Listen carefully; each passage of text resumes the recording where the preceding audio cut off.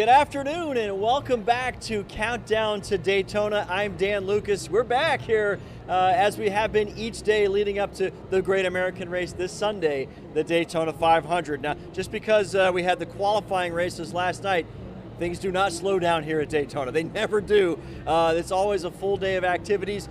Let me first start by saying it's a gorgeous day. We're about 75 degrees right now. It's going to get a little bit warmer. Feels hotter than that here on the infield, and we're not far from the track, which is going to be pretty warm when the Monster Energy NASCAR Cup drivers get out here shortly for practice. You're going to hear the cars going behind me here shortly. Those are the big Cup cars running for practice, and this is a big day for them because obviously last night they ran the qualifiers. They learned a little bit about how they're going to approach this race from a competitive standpoint, but this track, the conditions today will be closer to what they race under on Sunday. So they say it gets a little slippery when the sun comes out and the track gets hot. So that's what they're going to get today. And they're going to get a lot of data and a lot of tips and hints that they're going to work on leading up to Sunday's race. All right, big day Friday, always at Daytona Speedweeks, because tonight is opening night of the Gander Outdoors Truck Series. The NextEra Energy 250 is run tonight.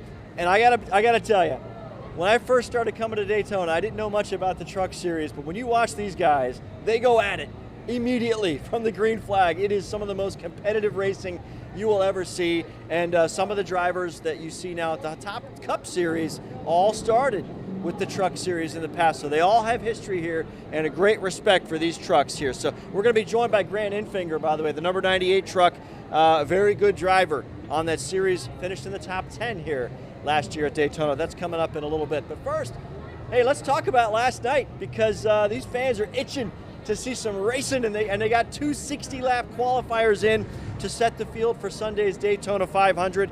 In the first race, you had the pole sitter, William Byron, from Hendrick Motorsports, leading the way.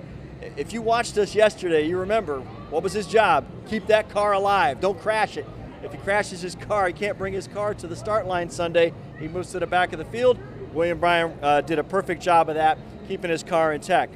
Your winner was Kevin Harvick, a veteran driver. And let me tell you, this is a guy who, he hasn't won at Daytona in over a decade. The Daytona 500, he won the July race here, I believe it was 2010.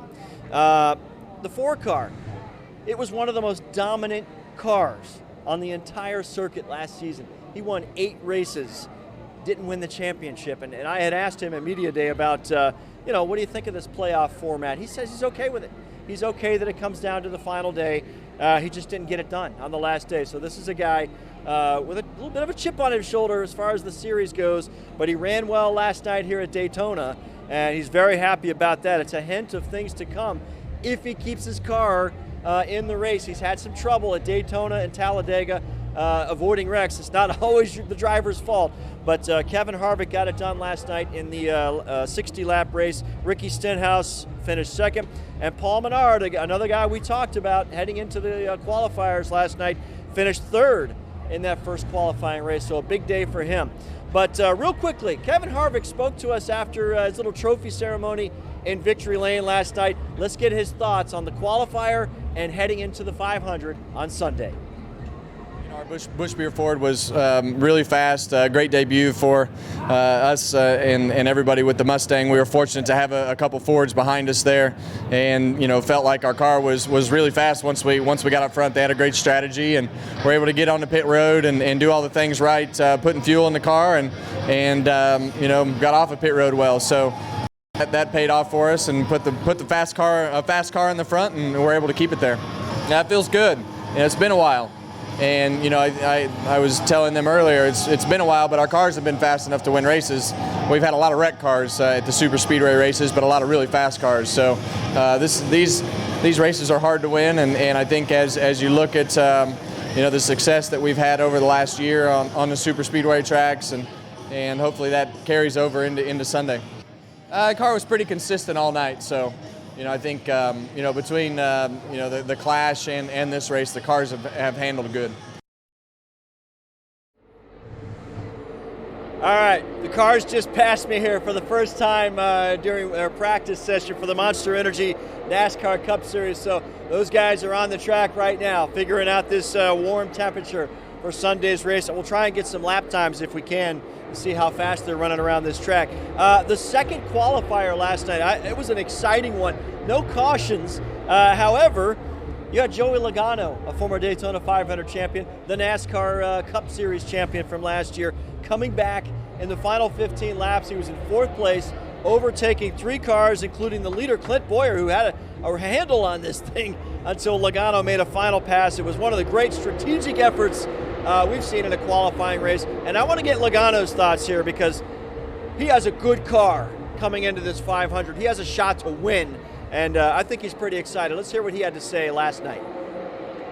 For me, I just was thinking over the last 15 laps as we were running single file, where the runs are coming from. My spotter, TJ Majors, did an amazing job just painting the picture behind me of what the cars were doing, where the runs were coming from, and what drivers were willing to take risks, and just try to build up what I thought was happening and have about 3 or 4 plans in mind, depending on how things were going to play out, and was able to build a run down into turn 1 on the last lap, be able to pull the 10 back, slow a little bit of the momentum of the top lane, and then continue that on the bottom to be able to clear the 14 and ultimately take the lead. But it took a great teammate behind me and Ryan Blaney to keep pushing me to continue the run that we had built up. So super proud of the effort of the Fords today, and especially the Team Penske Fords with Blaney, and was able to get one of us in victory lane. So I think we got a good shot in this 500. It comes to Sunday. It's a nice race to win. It's a nice momentum piece, but Sunday's the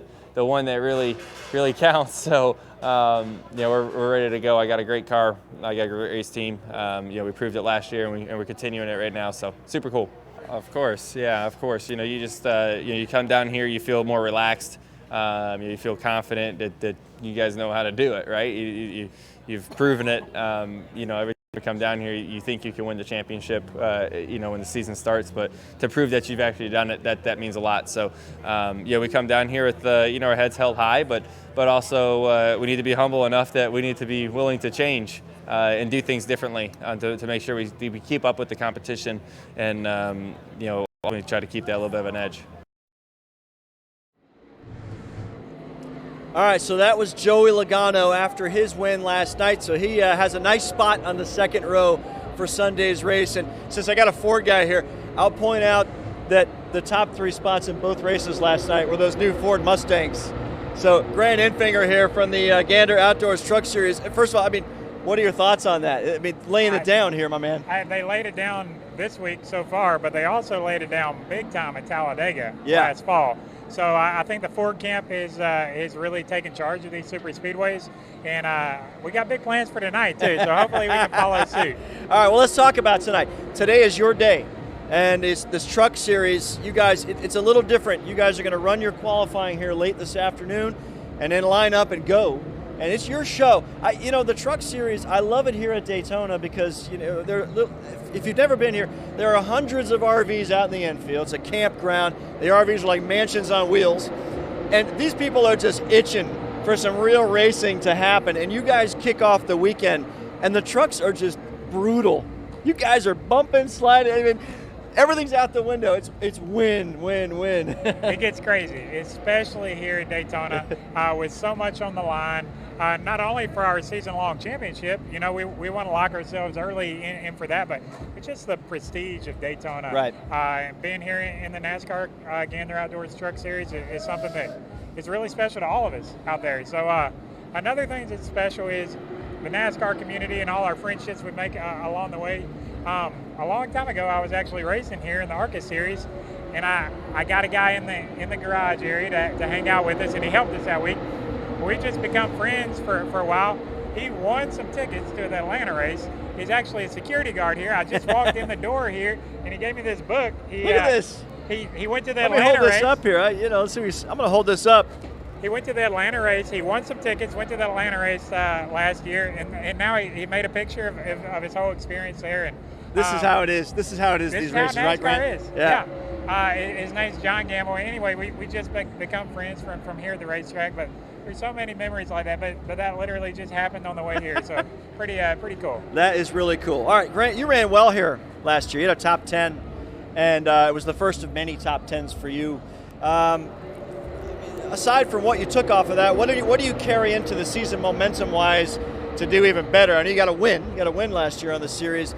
How can you top that? You're on a very dominant team. The biggest thing for us, we got one win last year. In our eyes, that wasn't good enough. But what was good is we had really good speed the entire second half of the season. A lot of that was, last year was kind of a transition year for us at ThorSport Racing, moving over to these Ford F-150s. And I feel like as the season went on, our team got stronger and stronger. We've been able to keep our core group on this 98 together. But really from the second half on last year, we had really good speed. Probably could have, should have won, 4 or 5 of them. But the biggest thing, the hardest thing to get is speed, and we're starting to get that. All right, you're an Alabama guy, and you have a win at Talladega, correct, on this series a couple of years ago. Give me a Talladega story, because you probably have a million. I got a lot of Talladega stories. So actually, one of my first trips to Talladega, I was a little kid. This is before I was racing. This is kind of what got the fire burning. My dad would drive us up every year. We go with some friends, and there's a lot of alcohol that's being drank. Hey man, people Talladega. consume fill in the blank when they come to these things. It's a way of life. So we're leaving the race, and I mean it's just mass chaos leaving the race, and there's a drunk out there directing traffic. And my dad, just being the guy he is, he decides he don't want to listen to a drunk to tell him how to drive. Right. So he bumps him ahead. Like the guy's just standing there, and my dad just kind of bumps him. I'm like, Dad, you probably shouldn't do that. And then he gets out. Luckily they didn't fight or anything like that, but the other friend of mine that went with us, he told that story at show and tell the next day at school. Oh, that's awesome. We've gotten a lot of laughs out of that over the years. This is before Twitter and Instagram. Your dad would have been a legend. That's right. That's right. It would have been awesome. Before there was Twitter and Instagram, there was show and tell at school. All right, now I just spoke a few minutes ago about, the Cup cars are on the track as we speak, and this is really, they're getting the more accurate assessment of the conditions right now than they did last night. And that's because of the temperature and how the track reacts to sunlight. You guys are in the opposite situation. You've been running during the day for practices. It's gonna cool down a tad when you qualify, but at night, I mean, it was cool last night. It's probably gonna be cool again tonight when you race. How is that different for you? Really, normally it just makes the truck handle a little bit better.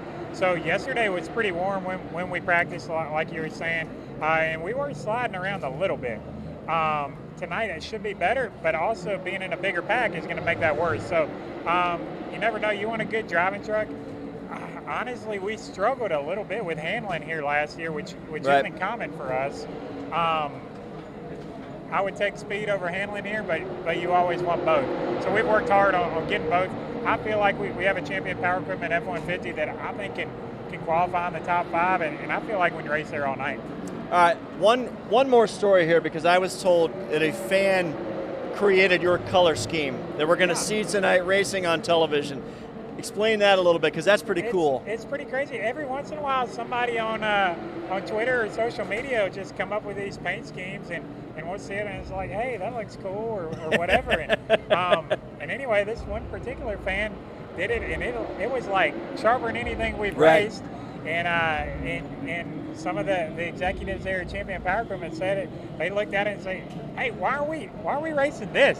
So that's what we did. They sent him a message and said, "Hey, you mind if we just borrow this artwork and we awesome. do it like that?" I love it. Well, Grant, we appreciate your time here. This has been great. Best of luck this afternoon, and especially tonight. We want to see you 6th place last year in this race. The number 98 truck, Grant Enfinger, the Next Era Energy 250. He's going to race tonight in it'll be the coolest looking truck on the track for sure. Let me shake your hand and say thank you for joining us. This has been really good stuff. And then keep it up all season as you did last year. Absolutely. Thank you, guys. All right. We just made a million Grant Enfinger fans. So there you go. There he is, number 98. And don't forget, guys, to check us out. Check your local listings for Countdown to Daytona, our preview of the Daytona 500. We have a full cast of characters with Joey Logano, Austin Dillon, the defending champion. Richard Petty, you know who Richard Petty is? I've heard of him. Okay, Richard Petty's on the show telling Daytona stories. We could go an hour with that guy on him, and Bubba Wallace as well. It's going to be a great show. leading up to the Great American Race on Sunday. We thank you for joining us. On behalf of Grant Enfinger, I'm Dan Lucas. We'll see you again tomorrow right back here on Countdown to Daytona.